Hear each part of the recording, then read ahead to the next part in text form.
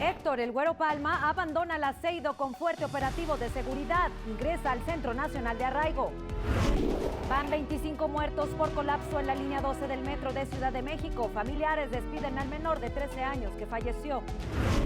Sería mezquino hablar de costos políticos por derrumbe, dice Claudia Sheinbaum. Empresa noruega realiza peritaje. Desde la mañanera, el presidente denuncia las tarjetas rosas del candidato al gobierno de Nuevo León, Adrián de la Garza. Olvida la veda electoral. Evelyn Salgado arranca campaña al gobierno de Guerrero acompañada de su padre, Félix Salgado Macedonio, a 33 días de las elecciones.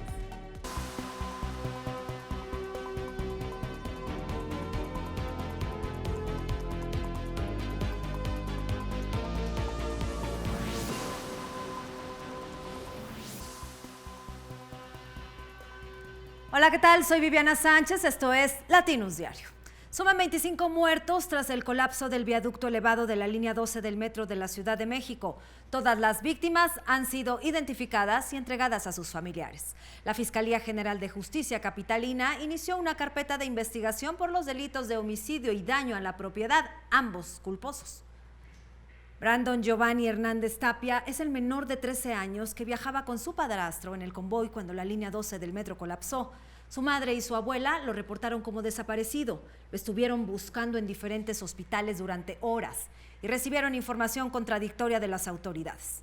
Anoche, la Fiscalía confirmó que Brandon Giovanni se encontraba entre las personas que murieron en el desplome. Esta tarde se realizó su funeral. Nada me devuelve a mi hijo. Tenemos planes para el 10 de mayo. Ahora lo voy a enterrar.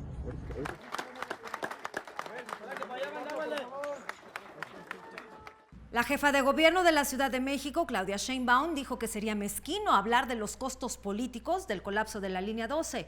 Informó que ya comenzaron los peritajes de la empresa noruega que hará el estudio independiente. Recordó que su objetivo es aclarar las causas del desplome, la situación estructural y el tema de fondo de la línea dorada. La línea 12 requiere un mantenimiento diario. Esto no ocurre en ninguna de las otras líneas del metro. El tema aquí central es saber las causas de lo que pasó. Porque hay 25 personas que perdieron la vida. Y porque hay una obra millonaria que se hizo.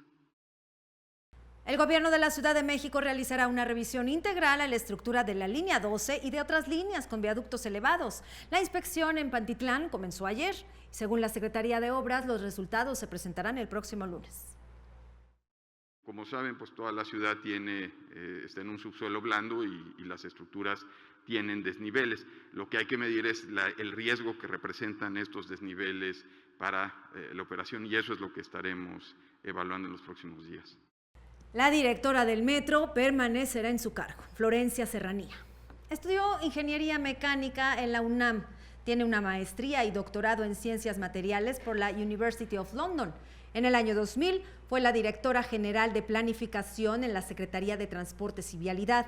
De 2001 a 2004 fungió como directora general de Transportes Eléctricos del Distrito Federal. Tras el incendio en la subestación Buen Tono, en el centro histórico, el pasado 9 de enero, dijo que ella solo era la directora del metro.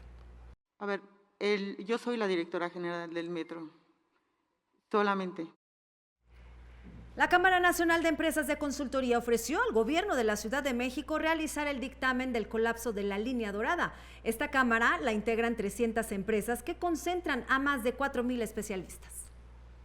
El presidente Andrés Manuel López Obrador pidió a los integrantes del Sindicato Mexicano de Trabajadores del Metro recapacitar sobre la amenaza de hacer una huelga por el colapso en la línea 12. Les pidió protestar por la vía legal y presentar denuncias ante las autoridades correspondientes.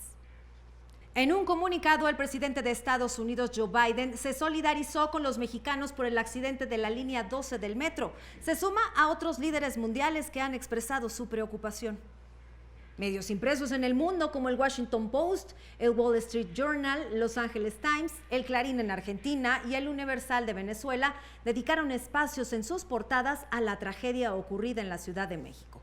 El Metro de Londres dedicó un mensaje a las víctimas.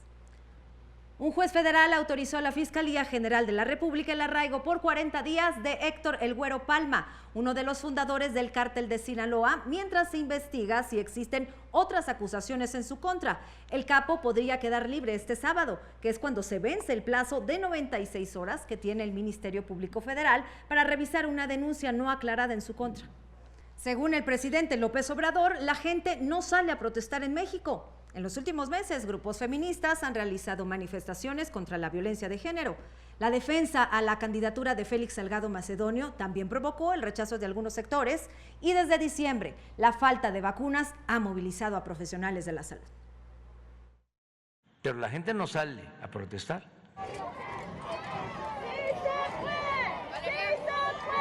En contra del gobierno. O salen, pero muy pocos.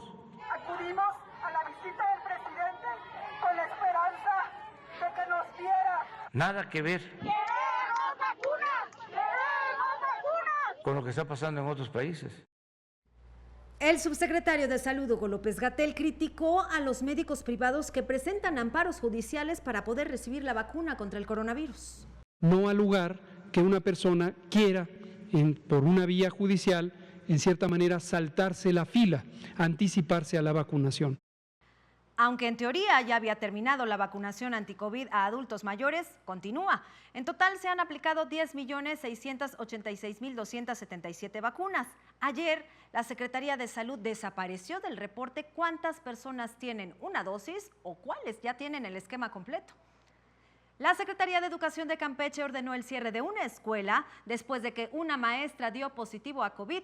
Por protocolo sanitario, 54 alumnos y 2 profesores fueron enviados a sus casas por 14 días. En nuestro país suman 217.740 muertes por COVID-19. Hay 2.352.964 contagios, según cifras de la Secretaría de Salud. El gobierno israelí prohibió el ingreso de mexicanos que no tengan residencia o doble nacionalidad por las variantes de coronavirus detectadas en nuestro país.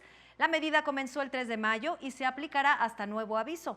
Los extranjeros que sí tienen permitida la entrada tendrán que hacer una cuarentena de 14 días.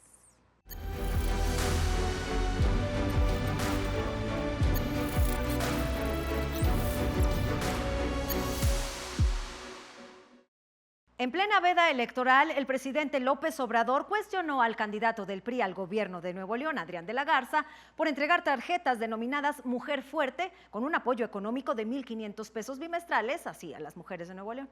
Ayudemos todos a ver si es cierto, sobre todo en Nuevo León, y también que la Fiscalía haga su trabajo.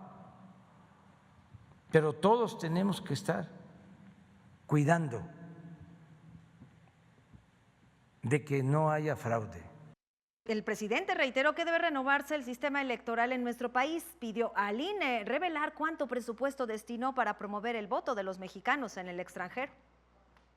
Este miércoles arrancó formalmente la campaña de la morenista Evelyn Salgado Pineda para el gobierno de Guerrero. Desde el Parque de la Laje en Acapulco y acompañada de su padre Félix Salgado Macedonio, se dirigió a cientos de simpatizantes a quienes prometió sacar al estado del atraso y la marginación.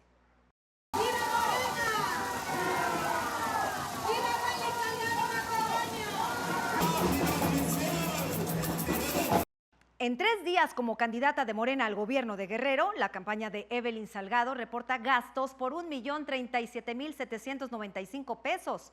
De estos, 588,000 fueron para gastos operativos de campaña, 318,000 para propaganda en la vía pública y 120,000 para propaganda en internet y redes sociales. Evelyn Salgado Pineda y su padre desconocieron estos gastos. Un juzgado federal determinó que no es procedente el juicio de amparo que presentó María Eugenia Campos, candidata del PAN al gobierno de Chihuahua, para evitar por 4ª ocasión la audiencia por los delitos de cohecho y uso ilegal de atribuciones. Estefanía Valdés, candidata de Morena a diputada local en Michoacán, acusó que fue víctima de agresiones por parte de Manuel Mireles, hijo de su exesposo José Manuel Mireles, mientras hacía actos de campaña. Aseguró que continuará con sus actividades proselitistas. 3 personas con armas largas atentaron contra Blanca Merari Tsiu Muñoz, candidata de Juntos Haremos Historia a la alcaldía de Puerto Morelos, Quintana Roo. Policías municipales asignados a su protección impidieron el ataque. Blanca fue elegida como candidata después de que su esposo, Ignacio Sánchez Cordero, fue asesinado a finales de febrero. En Cuernavaca, Morelos, sujetos armados asaltaron a la candidata del PRD a diputada local por el primer distrito, Sara Olivia Parra Telles, despojándola de su auto. Ocurrió cuando se dirigía a comprar botellas de agua para su equipo de campaña. En un acto de campaña del morenista Manuel Morteo a una presidencia municipal en Veracruz, 2 personas resultaron lesionadas después de que explotara pirotecnia dentro de una camioneta que formaba parte de la caravana.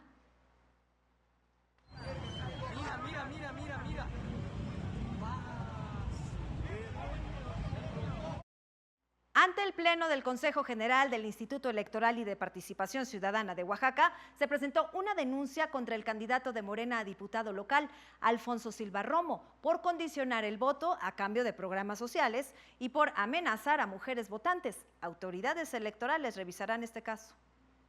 Órganos electorales de Chiapas realizaron un ejercicio sobre el protocolo sanitario que implementarán en las casillas el próximo 6 de junio. Las urnas serán ubicadas en lugares abiertos y los funcionarios de casilla deberán usar guantes, cubrebocas y caretas. Los electores recibirán gel antibacterial al entrar a la zona de votación y se desinfectará constantemente las casillas. Se realizó el primer debate entre candidatos a la alcaldía Miguel Hidalgo en la Ciudad de México. Los aspirantes enviaron condolencias a las víctimas que dejó el colapso de la línea 12 del metro y condenaron este accidente. Víctor Romo, que busca la reelección, no se presentó. No fue un accidente, fue una negligencia criminal. Me uno en oraciones por los familiares de las víctimas. Porque todos somos Tláhuac. Mi solidaridad y la de mi partido para todas las familias. 70 días después de la apertura de la carpeta de investigación contra el escritor y exdiplomático Andrés Ruemer, derivado de las denuncias públicas en redes sociales por acoso y violencia sexual, la Fiscalía de la Ciudad de México obtuvo una orden de aprehensión en su contra por el delito de violación. Ruemer ya no estaría en México. La semana pasada, un medio de circulación nacional publicó el testimonio de una nueva víctima del escritor en Israel. La unidad de inteligencia financiera le congeló sus cuentas. Circula en redes sociales un video en el que supuestamente se observa la emboscada de grupos criminales contra elementos de la Guardia Nacional el 28 de abril en Los Aldama, Nuevo León. En este video se observa a los elementos resguardándose contra las ráfagas de disparos mientras piden apoyo.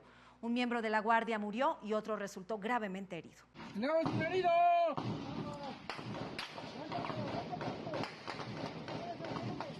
El 8 de junio, la vicepresidenta estadounidense Kamala Harris visitará nuestro país. Harris ya había anunciado que vendría a México para hacer frente a las causas de la migración, aunque no había dado una fecha. El viernes hablará con el presidente López Obrador. El plan para las familias estadounidenses del presidente Joe Biden es aprobado por 58% de los votantes, de acuerdo con una encuesta realizada por Morning Consult. Este proyecto busca ampliar la educación gratuita y dar apoyos económicos con un valor de $1.8 billones. Es avalado en el Congreso por el 86% de los demócratas, el 54% de los independientes y el 26% de los republicanos. La administración de Biden suspenderá como requisito que los cónyuges de trabajadores migrantes presenten huellas digitales para renovar sus visas, medida tomada por el gobierno de Donald Trump. Se levantará este requisito por 2 años a partir del 17 de mayo. De acuerdo con cifras del gobierno, en Estados Unidos se crearon 742,000 empleos en abril, un crecimiento de 31.33% respecto a marzo. Facebook mantendrá suspendida la cuenta del expresidente de Estados Unidos, Donald Trump. La Junta de Supervisión de la compañía, conformada por expertos externos, tomó la decisión. Fue desactivada hace 4 meses por incitar a sus simpatizantes a generar disturbios en el Capitolio el 6 de enero tras el conflicto postelectoral. India registró un nuevo récord de muertes diarias por COVID-19 con 3.780. Suman en total 226.188 fallecimientos. Tribunales denunciaron genocidio ante la falta de oxígeno en los hospitales. La organización Human Rights Watch criticó la actuación del gobierno y la carencia de productos médicos. Armado con un machete, un joven de 18 años mató a 3 bebés y 2 adultos en una guardería en Brasil. El atacante se autoinfligió heridas graves, por lo que fue trasladado a un hospital. La gobernadora del estado de Santa Catarina, donde ocurrió el ataque, declaró 3 días de luto nacional. El presidente de Colombia, Iván Duque, convocó a un diálogo tras los enfrentamientos ocurridos en los últimos días por la propuesta de la reforma fiscal. Anoche, 72 manifestantes y 19 policías resultaron heridos en Bogotá. Las protestas han dejado 19 personas muertas.